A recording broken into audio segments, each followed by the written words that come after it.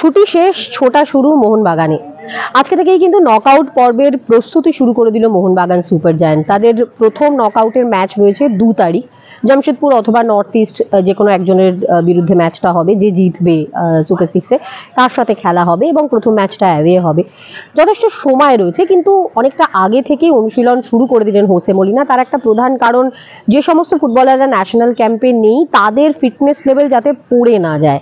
10 দিনের মতো একটা ছুটি দিয়েছিলেন টিমের সমস্ত ফুটবলারদের, এবং সেই ছুটি কাটিয়ে কিন্তু ন্যাশনাল টিমের ফুটবলাররা ছাড়া প্রত্যেকেই এদিন অনুশীলনে যোগ দিয়েছেন, 6 বিদেশি সহ। আশিস রায় ন্যাশনাল ক্যাম্প থেকে ফিরে এসেছেন, চোট রয়েছে, সেই কারণে তাকে আলাদা করে অনুশীলন করতে দেখা গেল। একই সঙ্গে সাহাল আব্দুল সামাদ অনেকটাই সুস্থ হয়ে উঠছেন, তাকে নকআউটে ফিট পাবে এটুকু আশা রয়েছে টিম ম্যানেজমেন্টের। সেই মতোই তিনিও কিন্তু দলের সাথে প্রস্তুতি নিচ্ছেন। এবং অবশ্যই প্রথম দিন যেটা হয়, মূলত ফিজিক্যাল ট্রেনিং এর দিকেই একটু জোর দেওয়া হয়, কারণ একটা লম্বা ছুটি কাটিয়ে আসার পর ফুটবলারদের ফিটনেস লেভেল একটু হলেও 19-20 হয়, তো সেই জায়গাটাকে ঠিক করার ব্যাপার থাকে। তো মূলত আজকে ফিটনেস সেশনটা অনেক লম্বা ছিল আর কি, প্র্যাকটিসে যেটুকু দেখা গেছে বা যেটুকু জানা গেছে। একই সঙ্গে ভাবনা চিন্তাও শুরু হয়ে গেছে যে অপোনেন্ট কে হতে পারে, এবং সেই মতো প্রস্তুতি নেওয়া সেটাও বোঝা যাচ্ছে টিমের বডি ল্যাঙ্গুয়েজে। এবং অবশ্যই শিল্ড চ্যাম্পিয়নশিপের আনন্দ উচ্ছ্বাস দূরে সরিয়ে রেখে এবার কিন্তু ট্রফি একমাত্র লক্ষ্য সবুজ মেরুন ব্রিগেডের।